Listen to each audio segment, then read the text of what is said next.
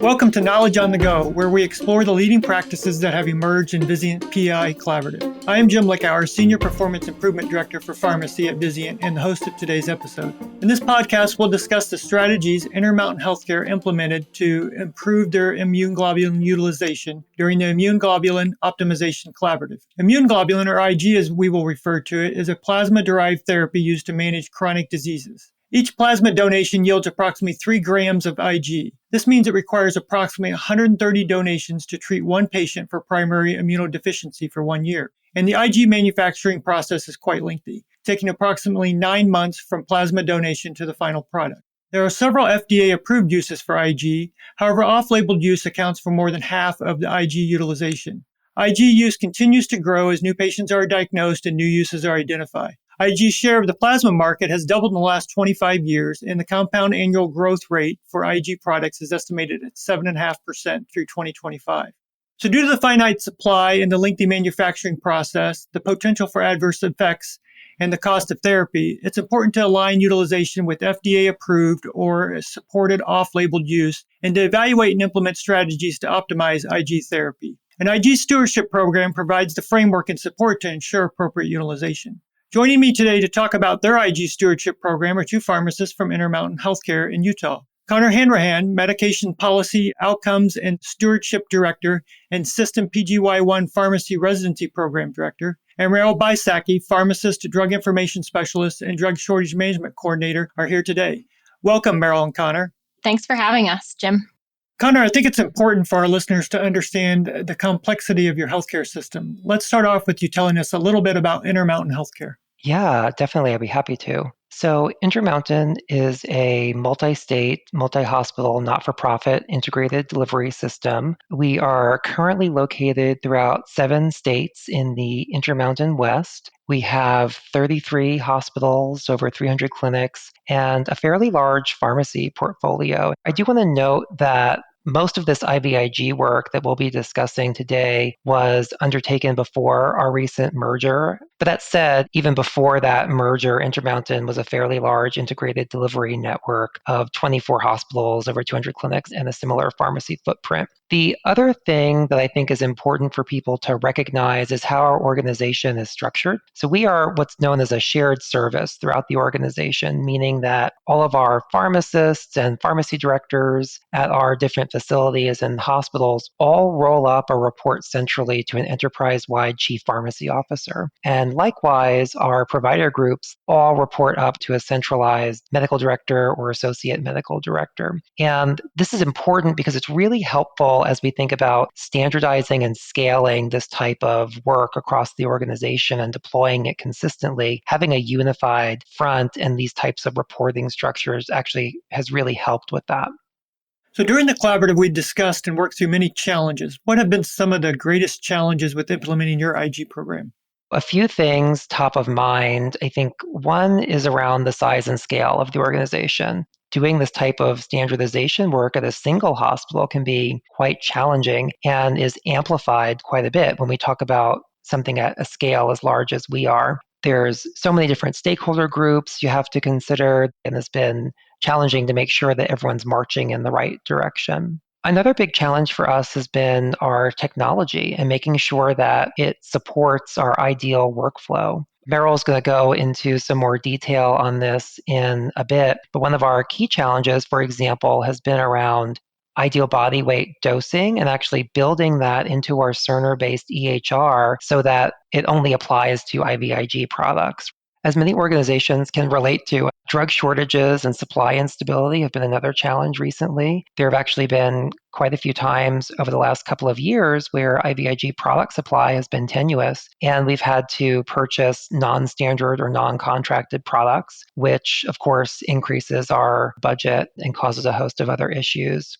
Another issue has been around capturing accurate data, both for internal and external benchmarking. And actually joining the Vizient Collaborative has been enlightening for a few reasons. But historically, it's required us to have a lot of manual chart abstraction to really nail down what was the very specific indication that we used IVIG for in this patient? Or based on this dose, did we round, did we not round? Was there excess vial waste? And what did that waste equate to in terms of a financial opportunity? And then the last challenge that's top of mind is really just around the continued engagement for this type of work. It's definitely a marathon, not a sprint. And as you can appreciate with the COVID pandemic, that has taken up a lot of people's time and focus, and rightly so. So making sure that these other types of projects, which are all equally important, haven't fallen by the wayside and remain a priority has been difficult.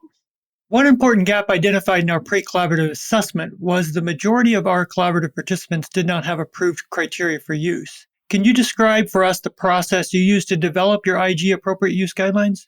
Yeah, it was a really fun process, actually. As I think about how we began that work, it really started with gaining executive leadership support and buy-in. One piece of advice that I definitely want to share is you don't want this to be perceived as a pet project from pharmacy. It really needs to be something that the organization as a whole owns and has bought into. And so one of our first steps was talking with our enterprise-wide associate medical directors and other physician leaders to make sure that they appreciated and understood the importance of this work and had bought into the compelling why. And then from that, actually developed goals and incentives tied to the project so that we could hold people accountable. So then once we did that, we also worked with those medical directors to identify a physician champion who could really dyad or partner with pharmacy to lead out the effort. And so we identified a neurology physician who actually worked with me to co-lead an expert panel that was appointed by our system-wide pharmacy and therapeutics or P&T committee. And then we worked to gather some baseline data and identify which stakeholders we needed to include. We looked at service line level data, various indications. And then we invited those representatives to be a part of the expert panel, working through their department chairs and medical directors again to ensure that alignment across the board. And at Intermountain, we're quite fortunate to have a large drug information service who took an initial stab at compiling research for us on IVIG, really looking around, okay, what is the evidence for this indication? Are there guidelines? If there aren't guidelines, what does the primary literature say? And compiled that into a really robust evidence document that the expert panel could use as a basis for the discussion. And then after that, we held a series of expert panel meetings over a few months where we reviewed all the indications, discussed various cases, and made recommendations about what was appropriate for IVIG use and what wasn't. And this work culminated in the creation of what's now over 125-page guideline document on appropriate IVIG use at our organization. And it includes not only indications, but what appropriate dosing might look like, where IVIG use should fall in terms of the treatment priorities. Is it first or second line, and that kind of thing. And then once that guideline was finalized, it went to our system P&T for ratification, really memorializing it as the Intermountain standard. And then it was operationally deployed through various mechanisms, including our electronic health record system. So Meryl, with all the time and effort Conor just described developing these IG guidelines, I assume you evaluated your utilization using the guidelines. What did you discover? Yes, so we did as a team work on this. My colleague, who is also a fellow drug information specialist, took the lead on this project. In 2021, we conducted a pretty heavy lift medication use evaluation, or MUE, for IVIG, intravenous immune globulin. And it ultimately required a lot of random chart reviews. So a lot of manual reviews to assess whether the use that we were seeing was in line with that very large, very robust criteria that we developed that Conor just spoke to. And what we found was about 74% of our use was appropriate per the IVIG appropriate use guidelines. 11% was inappropriate, and about 15% of cases, we actually didn't have enough information be gleaned from the electronic health record, or EHR, to assess appropriateness. So with all of this came an opportunity essentially for a gap analysis where these indications that were potentially possibly inappropriate could be assessed by our drug information team and determined whether or not it would be appropriate, and also an opportunity to update those guidelines with anything new in the literature that have been published since 2018. So that was kind of the next steps that came from our medication use evaluation. In addition, I helped then lead out on a project where we looked at how well we were doing in terms of weight-based dosing and adhering to our best practices. This was kind of a gap that we potentially identified. We didn't necessarily know where we stood. And in the process of this MUE, the MUE didn't necessarily address this. That was out of scope. So dosing strategies was one of the 4 fundamental principles we outlined for the collaborative. Meryl, can you describe your weight-based dosing strategies and what you discovered when you evaluated the adherence to those strategies? Yeah, absolutely, Jim. So our weight-based dosing strategy here at Intermountain Healthcare is to leverage ideal body weight in those patients who weigh more than their actual body weight, but not more than 120% of their ideal body weight. And then in those patients that have a weight that's greater than 120% of their ideal body weight, we will use the adjusted body weight for dosing. Myself, as lead, and then 3 other team members embarked on a quality improvement project journey. We had to leverage our electronic health record and pull data to see how well we were doing and how well we were adhering to these weight-based dosing strategies. We had to end up doing more manual chart reviews due to EHR limitations. We originally had set out to look at a snapshot of a year timeframe, had to narrow that to 6 months. And we were shocked by what we found. We were only about 52% adherent based on 44% of the orders that we looked at over that time frame, where there was adequate enough information to be gleaned from the EHR to assess whether the dosing weight that was used was appropriate. So clearly, this gives us ample room for improvement. And next steps with this project was to develop essentially a root cause analysis, a thoughtful approach to understanding why this was happening and what we might be able to do to improve our adherence over time. So one interesting strategy of your project was the survey you conducted with your physicians, physician leaders, and verifying pharmacists to understand the causes for non-adherence to the policy. What did you discover from that survey? My team essentially found that one of the main contributing factors identified through surveying these stakeholders was a lack of awareness of the internal guidelines and standards themselves. On top of that, I want to highlight just 2 additional contributing factors that came from these interviews and surveys. One contributing cause could be also the manual process that's used to determine the appropriate dosing weight. Our Cerner-based EHR doesn't allow for IVIG orders to be set up to rely or leverage ideal body weight as the default dosing weight. We also identified in the top 3 contributing factors a lot of variability in our ordering options, especially in the outpatient setting. Indication is not clearly specified, nor is the weight-based dose in terms of grams per kilogram very apparent or transparent. So once you identified those issues, what actions did you take to optimize your IG weight-based dosing?